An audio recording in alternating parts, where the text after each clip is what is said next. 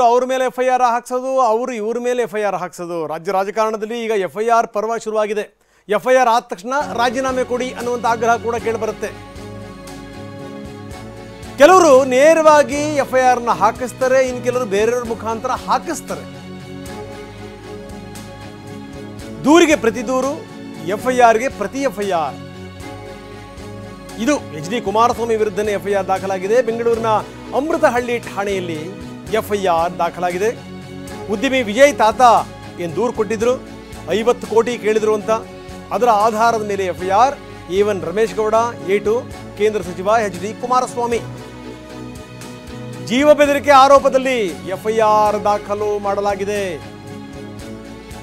ಇನ್ನು ವಿಜಯ್ ತಾತ ಮಾತ್ರ ದೂರು ಕೊಟ್ಟಿರುವಂಥದ್ದಲ್ಲ, ರಮೇಶ್ ಗೌಡ ಕೂಡ ಅವರ ವಿರುದ್ಧ ದೂರು ಕೊಟ್ಟಿದ್ದಾರೆ. ದೂರಿನಲ್ಲಿ HD ಕುಮಾರಸ್ವಾಮಿ ಅವರಿಗೆ 100 ಕೋಟಿ ರೂಪಾಯಿ ಕೇಳಿದ್ರು ವಿಜಯ್ ತಾತ ಅಂತ ಹೇಳಿದ್ದಾರೆ.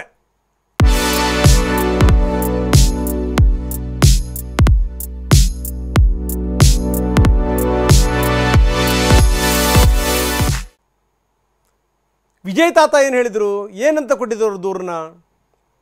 ಹೀಗೆ ರಮೇಶ್ ಗೌಡ ಬಂದರು ನಮ್ಮ ಮನೆಗೆ, ನಾವು ಊಟ ಮಾತಾಡ್ತಾ ಕೂತ್ಕೊಂಡಿದ್ವಿ. ಆ ಸಂದರ್ಭದಲ್ಲಿ ಕುಮಾರಸ್ವಾಮಿ ಅವ್ರಿಗೂ ಕೂಡ ಅವರು ಫೋನ್ ಮಾಡಿಕೊಟ್ರು. ಕುಮಾರಸ್ವಾಮಿ ಹೇಳಿದರು, ಈಗ ಚನ್ನಪಟ್ಟಣದಲ್ಲಿ ಈಗ ನಾವು ಫಿಕ್ಸ್ ಮಾಡ್ತಾ ಇದ್ದೀವಿ, ನನ್ನ ಮಗ ನಿಖಿಲ್ ಕುಮಾರಸ್ವಾಮಿನೇ ಕಣಕ್ಕಿಳಿಯುವಂಥದ್ದು ನಿಶ್ಚಿತ, ಹೀಗಾಗಿ ದುಡ್ಡು ಬೇಕಾಗಿದೆ ಚುನಾವಣಾ ಖರ್ಚಿಗೆ, ಒಂದು 50 ಕೋಟಿ ರೂಪಾಯಿ ಕೊಡಿ ಅಂತ ಕೇಳಿದ್ರಂತೆ ಕುಮಾರಸ್ವಾಮಿ. ಇವರು ಆವಾಗ ಇಲ್ಲ, ನನ್ನ ಹತ್ರ ದುಡ್ಡಿಲ್ಲ, ನಾನು ಕೂಡ ಏನು ಅಂದರೆ ಈಗ ನಷ್ಟದಲ್ಲಿದ್ದೀನಿ, ಹೀಗಾಗಿ ದುಡ್ಡು ಕೊಡೋಕ್ಕಾಗಲ್ಲ ಅಂತಂತೆ.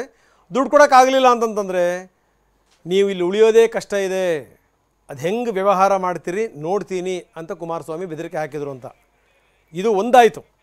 ಎರಡನೇದೇನಪ್ಪ ಸಂಗತಿ ಅಂತಂದರೆ, ಬರೀ ಕುಮಾರಸ್ವಾಮಿ ಮಾತ್ರ 50 ಕೋಟಿ ರೂಪಾಯಿ ಕೇಳಿದ್ದಲ್ಲ, ವಿಜಯ್ ತಾತ ಮುಂದುವರೆದು ಹೇಳ್ತಾರೆ, ಬರೀ ವಿಜಯ್ ತಾತ ಬರೀ ಏನಾದರೂ ಕುಮಾರಸ್ವಾಮಿ 50 ಕೋಟಿ ಕೇಳಿದ್ದಲ್ಲ, ರಮೇಶ್ ಗೌಡ ಕೂಡ 5 ಕೋಟಿ ಕೇಳಿದ್ರು. ದೇವಸ್ಥಾನ ಕಟ್ತಾ ಇದ್ದೀನಿ, ಯಾವುದೋ ಸ್ಕೂಲ್ ಕಟ್ತಾ ಇದ್ದೀನಿ, ಹೀಗಾಗಿ 5 ಕೋಟಿ ಕೇಳಿದ್ರು ಅಂತ.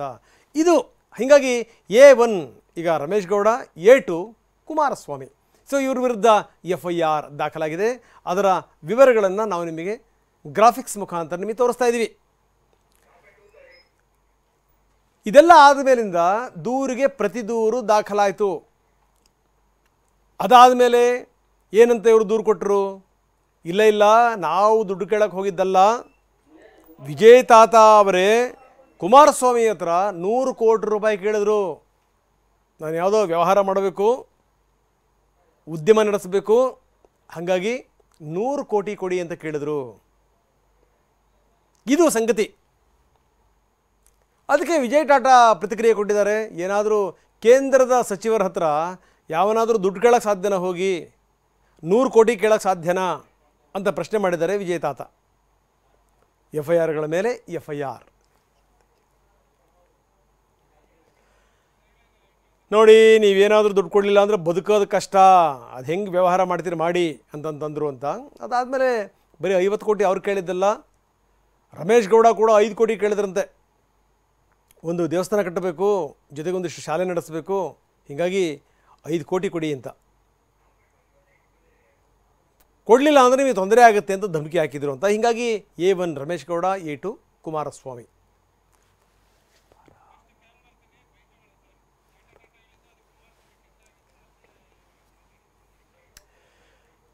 ಸೊ ಇವ್ರು ಯಾವಾಗ ಪತ್ರಿಕಾಗೋಷ್ಠಿ ಮಾಡಿ ಮಾತಾಡಾದ್ಮೇಲೆ ಕುಮಾರಸ್ವಾಮಿ ಕೂಡ ಇದಕ್ಕೆ ಸಂಬಂಧಪಟ್ಟಂಗೆ ಮಾತಾಡಿದ್ರು. ಯಾವುದೋ ಈ ರೀತಿ ನನ್ನ ಮೇಲೆ 50 ಕೋಟಿ ಕೇಳಿದ್ರು ಅಂತ ಹೇಳ್ಬಿಟ್ಟು FIR ಹಾಕಿದಾರಲ್ಲ, ಹಾಕಲಿ ಅನ್ನುವಂಥ ಮಾತನ್ನು ಹೇಳಿದರು. ಜೊತೆಗೆ ಈ ಸರಣಿ ಮುಂದುವರೆದಿದೆ. ಈಗ ಯಾರಾದರೂ ಕೇಂದ್ರದ ಸಚಿವರ ಹತ್ರ 100 ಕೋಟಿ ಕೇಳ್ತಾರೇನ್ರಿ ಅಂತ ವಿಜಯ್ ತಾತ ಪ್ರಶ್ನೆ ಮಾಡಿದರೆ, ಸೊ ಇವೆಲ್ಲವೂ ಕೂಡ ಆಗ್ತಾ ಇದೆ, ಆಗುತ್ತೆ ಅದು ಆಗಲಿ ಅನ್ನುವಂಥ ಮಾತನ್ನು ಕುಮಾರಸ್ವಾಮಿ ಹೇಳಿದ್ದಾರೆ. ಬನ್ನಿ ಯಾರ್ಯಾರು ಏನೇನು ಮಾತಾಡಿದ್ರು ತೋರಿಸ್ತೀವಿ.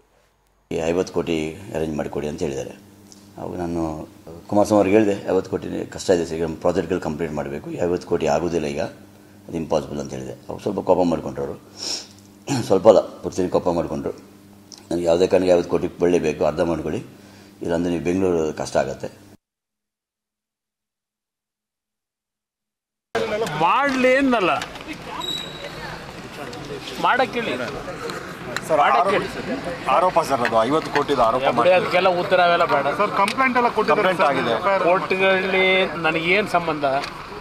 ಯಾರು ಅವನ ಬಗ್ಗೆ ನಾನೇ ಚರ್ಚೆ ಮಾಡಿ, ನನಗೆ ಸಂಬಂಧ ಇಲ್ಲದೆ ಇರೋನು ಯಾವ ಕೊಟ್ಕೊಂಡವ್ರೆ, ಅದು ಯಾರು ಕೊಡ್ಸೋವ್ರೆ, ಏನು ಅನ್ನೋದಿಲ್ಲ. ಆಮೇಲೆ ಚರ್ಚೆ FIR ಆಗಲಿ ಬನ್ನಿ. ಎಲೆಕ್ಷನ್ಗೆ 50 ಕೋಟಿ ಬೇಕು ಉಪಚುನಾವಣೆ. ಈ ವಿಷಯ ಚರ್ಚೆ ಮಾಡೋ ವಿಷಯನ, ಈ ವಿಷಯಕ್ಕೆಲ್ಲ ಉತ್ತರ ಕೊಡಲ?